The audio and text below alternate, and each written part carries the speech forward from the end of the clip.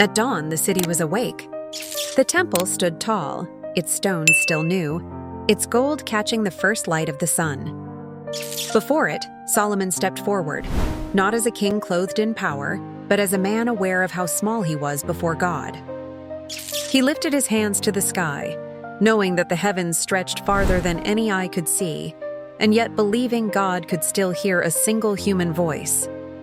He spoke of promises, ancient words whispered to his father David, words God had not forgotten. Solomon knew this temple was not large enough to contain God. The skies themselves could not hold him, and yet he prayed that when people turned their hearts toward this place, God would listen. He imagined the future.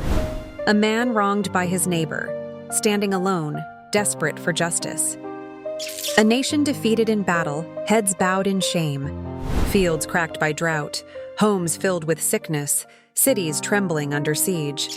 He saw people trapped far from home, captives in foreign lands, whispering prayers through tears. And he asked God again and again to hear, to forgive, to restore.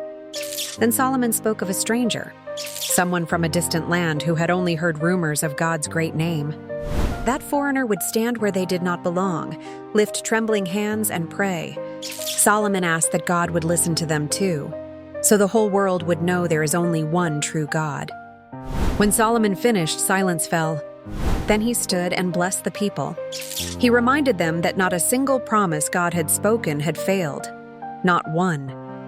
The same God who walked with their ancestors was still with them now and would be with them tomorrow if they would keep their hearts turned toward Him. Sacrifices followed, songs rose. The air filled with celebration.